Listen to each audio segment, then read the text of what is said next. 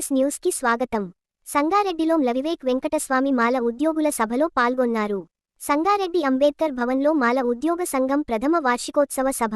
సంగారెడ్డిలో మాల ఉద్యోగుల సంఘ సమావేశంలో లవివేక్ వెంకటస్వామి సీనియర్ జర్నలిస్ట్ మల్లేపల్లి లక్ష్మయ్య పాల్గొన్నారు. సంగారెడ్డి జిల్లా మాల ఉద్యోగుల సంఘం ఏర్పాటు చేసి సంవత్సరం పూర్తి చేసుకున్న సందర్భంగా ప్రథమ వార్షికోత్సవ సమావేశాన్ని డా అంబేద్కర్ భవన్లో ఘనంగా నిర్వహించారు. సమావేశంలో జిల్లాలోని మాల ఆత్మబంధువులు, సామాజిక వర్గానికి చెందిన ప్రభుత్వ, ప్రైవేటు అన్ని రంగాలలో పనిచేస్తున్న యువతి యువకులు, ఉద్యోగస్తులు, మాల మహానాడు నాయకులు పాల్గొన్నారు. ఈ కార్యక్రమంలో మాల మహానాడు రాష్ట్ర ఉపాధ్యక్షులు డాక్టర్ బి. జనార్దన్, ఉద్యోగుల సంఘం అధ్యక్షులు బి. బక్కన్న, గౌరవ అధ్యక్షులు విజయరావు, మాజీ హెడ్ మాస్టర్ అనంతయ్య మరియు నాగయ్య, రాజు, నర్సింలు, ఉషకాంత్, మొగులయ్య తదితరులు పాల్గొన్నారు. మరిన్ని వివరాల కోసం చూస్తూ ఉండండి ఐబీ ఎక్స్ప్రెస్ న్యూస్ ఛానల్ కి లైక్ చేయండి, షేర్ చేయండి, సబ్స్క్రైబ్ చేయడం మర్చిపోకండి.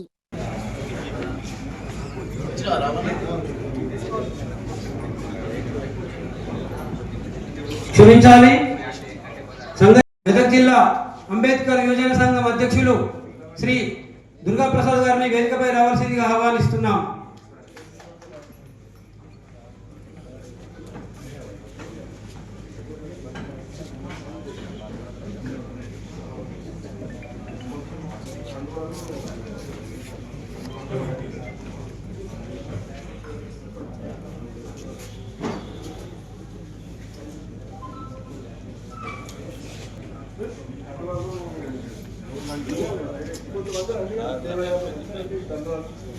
రాష్ట్ర ఆత్మ కమిటీ డైరెక్టర్ అందరికీ సుపరిచితులు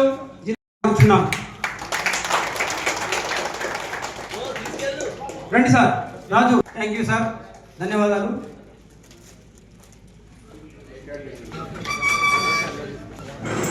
జై మాలా, జై మాలా, జై భీమ్, జై భీమ్, జై భీమ్, జై భీమ్.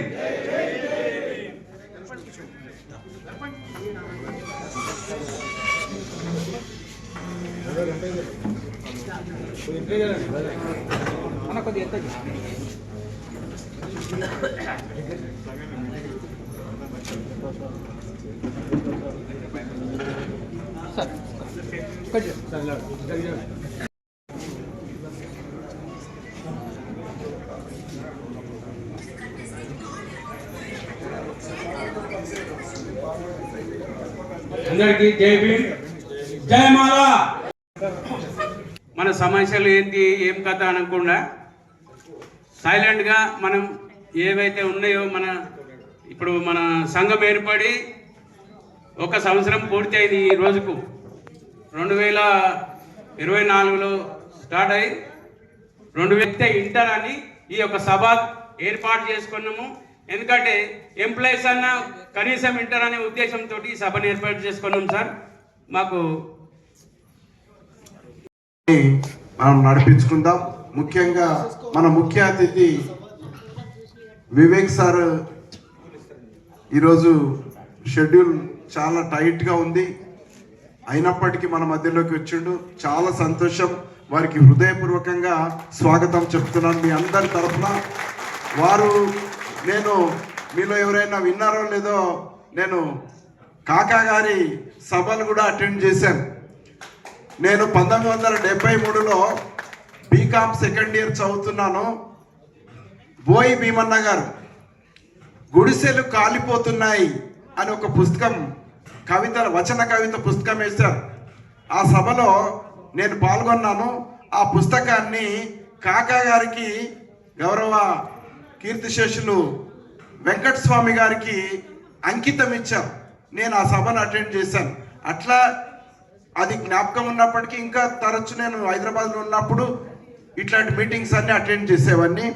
మరి వారికి స్వాగతం చెప్తూ, మల్లెపల్లి లక్ష్మయ్య గారు ప్రముఖ జర్నలిస్టు, ముఖ్యంగా బుద్ధవనం ప్రాజెక్టు మాజీ స్పెషల్ ఆఫీసర్,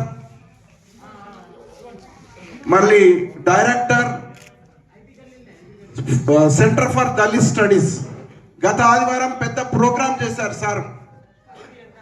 రాజ్యాంగం 75 వసంతాల రాజ్యాంగం మీద గొప్ప కార్యక్రమం నిర్వహించారు. నేను వారిని చాలా కాలం నుంచి ఎరుగుదును. వారు సుప్రభాతం లక్ష్మయ్యగా పేరొందినారు. ఎంతమందికి తెలుసో కానీ సుప్రభాతం అనే ఒక పత్రిక వస్తుండే, దాంట్లో కవర్ పేజీ స్టోరీ ఆ పుస్తకం పత్రిక సెంటర్లో వేసేవాళ్ళు, అది సార్ రాసేవారు. మరి కేఎస్ చలం గారు వాళ్ళందరితో పాటు నేను కూడా వారిని కలుసుకోవడం, మరి వారు కవరేజ్లో ఉన్నప్పుడు కానీ ఇతరత్ర కార్యక్రమాల్లో కానీ కలుసుకోవడం, వారిని కోరినప్పుడు వాళ్ళు అంగీకరించి ఈ కార్యక్రమానికి రావడం జరిగింది. వారికి కూడా హృదయపూర్వక స్వాగతం చెప్తున్నాను. ఆఫీసర్ జిఎస్టి వారు, వీళ్ళ మీద బాధ్యత ఉంది.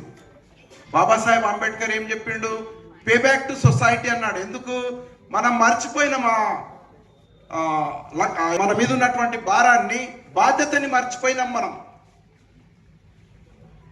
ఆయన ఆగ్రాలో బహుశా మార్చి 18, 1956 కావచ్చు, ఆ రోజు దుఃఖపడుతూ ఈ ఉద్యోగులంతా నా సమాజానికి ఏదో చేస్తారు, మేలు చేస్తారని ఆశించి నేను వారి కోసం హక్కులు సాధించి పెట్టినా, వాళ్ళు వాళ్ళ కుటుంబాలను వాళ్ళ యొక్క ప్రమోషన్ కార్యదర్శి నివేదికలో మనం సంవత్సరం పొడుగ్గా మనం కార్యక్రమాలు నిర్వహిస్తున్నాం.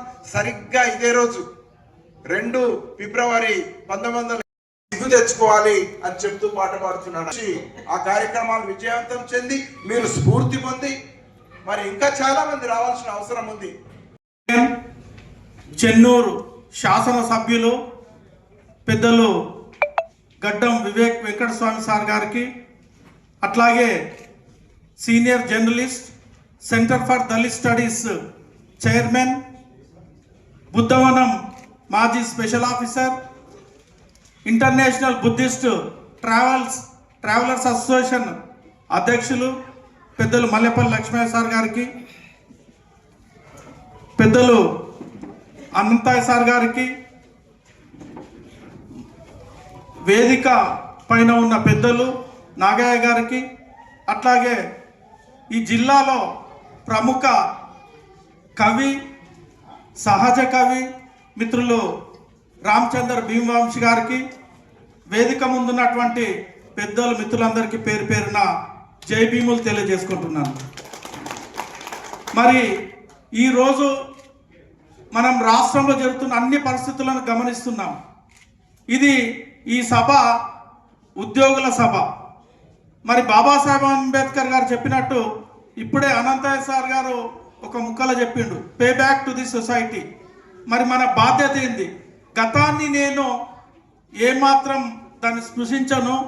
కాకపోతే నేను జనవరి 14 రోజు పూణే విజిట్ చేయడం జరిగింది. అక్కడ తాలేగావ్ అనే ఒక చిన్న విలేజ్ ఉంది. అంటే 100 ఏళ్ల క్రితమే బాబాసాహెబ్ అంబేద్కర్ గారు అక్కడ 42 ఎకరాలు భూమి అక్వైర్ చేయడం జరిగింది, పెద్ద యూనివర్సిటీ నిర్మించాలని.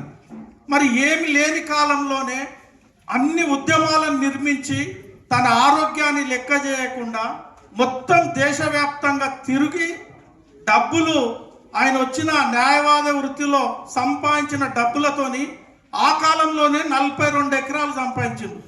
మరి ఈ దేశంలో, మనం ఈ రాష్ట్రంలో ఇంతమందిని ఈ స్థాయిలో ఉన్న, మరి వాస్తవానికంటే కొద్దిగా బాధ అనిపిస్తుంటారు. ఎంతోమంది పెద్దలు చాలా పనిచేస్తుండ్రు. హైదరాబాద్ రాష్ట్రంలో కూడా నిరంతరం లక్ష్మయ్య సార్ కూడా ఈ సెంటర్ ఫర్ దళిత్ స్టడీస్ పేరు పైన దాదాపు 25 కోట్ల పై చిలుకుతోని ఒక బ్రహ్మాండమైన బిల్డింగ్ కట్టడం జరిగింది ప్రభుత్వ సహకారంతో. మరి దాన్ని ఇంకా ఓపెన్ కూడా కాలేదు. కానీ 26 జనవరి రోజు పెద్ద ఇంటర్నేషనల్ సెమినార్ ఏర్పాటు చేయడం జరిగింది. అట్లాగే డిక్కీ సంస్థ పనిచేస్తుంది. ప్రభుత్వ భారత్ వర్గీకరణ అనేది ఒకటే మన ముందు ఉందా? ఒకరోజు మల్లెపల్లి లక్ష్మయ్య సార్ ఇంటికి పిలిస్తే దాదాపు ఎంటైర్ డే నేను శ్యామ్ మనోహర్ గారు, మామిన్ నారాయణ నలుగురము ఎంటైర్ డే డిబేట్ చేసిండు. ఏం చేస్తుండ్రా మీరు అని మా మీద చాలా సీరియస్ అయిండు. ఈ కేటగిరైజేషన్లో వచ్చే సరే కొన్ని ఉద్యోగాలు, ఒక 10,000 ఉద్యోగాలు వస్తాయేమో, కానీ రాష్ట్ర బడ్జెట్లో మన వాటా అయింది, సప్లై నిధులు ఎక్కడ పోతున్నాయి, దాని గురించి మీరు మాట్లాడరా అని చాలా కొంచెం ఉత్సాహం తగ్గినట్టుంది. ఎందుకంటే చర్చ తక్కువైన ఉత్సాహం తగ్గుతుంది, కాబట్టి ఇది నిండలేదు. మామూలుగా ఉన్మాదం అంటే వచ్చేవారు. ఉన్మాదం తగ్గింది. ఉన్మాదం అనే పదం ఎందుకు వాడుతున్నానంటే మనకు ఒక ఆలోచనతో చేసే పనిని ఆలోచనతో. ఈరోజు అనంతయ్య గారు గత 15-20 రోజులుగా అవస్థ పడుతూనే ఉన్నాడు. ఆయన ఏజ్కి మించి నాతో రోజులో 4 సార్లు మాట్లాడారు. వివేక్ గారు విజయవాడ వెళ్ళారు. నా ఫోటో కూడా వేశారు. ఆయన అక్కడ పివి సునీల్ కుమార్ గారు చాలా నిన్న నిష్ఠూరం కూడా పోయాడు. అయినా కూడా ఎందుకు వచ్చామంటే 15 రోజుల నుంచి మీరు అందరు ఉత్సాహపడుతున్నారు, చాలా మంది వస్తారు, వచ్చాము మీ అందరితో మాట్లాడొచ్చాను. కానీ ఇక్కడికి వచ్చినప్పుడు నిరాశ చాలా స్పష్టంగా అనిపించింది, మీలో ఉత్సాహం తగ్గింది. రెండో విషయం ఏంటంటే ఇప్పుడు ఉన్న దాంట్లో ప్రస్తుతం ఉద్యోగాలు చేస్తున్న వాళ్ళు పోయి ఉద్యోగాలు చేస్తున్న చేతులు ఎత్తారు. సగం మంది ఉన్నారు, సగం మంది రిటైర్డ్ పీపుల్. అంటే మెదక్ జిల్లాలో, ఉమ్మడి మెదక్ జిల్లాలో కనీసం ఒక 5,000-10,000 మంది ఉద్యోగులు ఉంటారు. అవునా? అన్ని రంగాలు. ఇక్కడ మనం ఉన్నది 150-200 మంది ఉన్నాం. అంటే నేను ఏమంటున్నానంటే ఇది 200 ఉన్నా, 50 మంది ఉన్నా, 60 మంది ఉన్నా మాట్లాడవచ్చు, అది వేరే విషయం. కానీ మనం ఎందుకు మాట్లాడుతున్నాము, ఏం చేస్తున్నాము? గత 5-6 నెలలుగా వివేక్ గారు చాలా నిందలు పడి అనేక తిట్లు దూషణలు తిని ఆయన ముందుండి మాట్లాడుతూనే ఉన్నాడు. ఎక్కడైతే మనం దానికి అటువంటి నాయకులకు మద్దతు ఇవ్వాలో అక్కడ మనం సరైన ఈ వర్గీకరణ ఎజెండానే ఎవరు పెట్టారు? మనం పెట్టలేదు. ఎజెండా మనది కాదు. ఎవరిది ఎజెండా? మోదీ గారి ఎజెండా ఇది.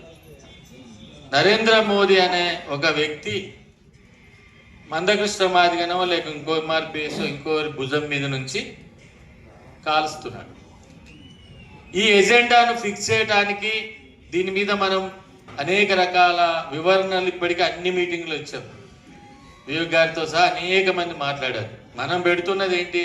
ఆర్టికల్ 351 ప్రకారం మీరు పార్లమెంట్లో చర్చించి నిర్ణయం తీసుకోండి, ఒకటి.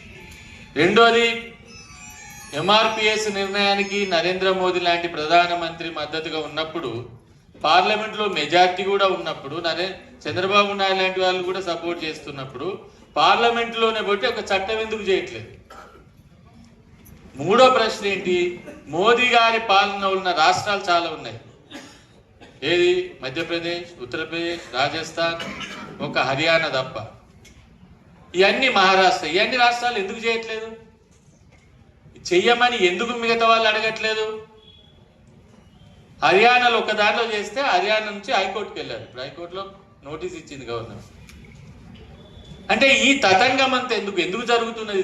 తతంగం అంతా నిజానికి నరేంద్ర మోదీ గారు జింకానా గ్రౌండ్స్కి వచ్చి నాయకులను పిలుచుకొని, నేను పేర్లు ఎత్తడానికి నాకు ఇష్టం లేదు, చాలా ఆలింగనం చేసుకొని చేసినప్పుడు నరేంద్ర మోదీ గారు ఎందుకు చేయలేదు?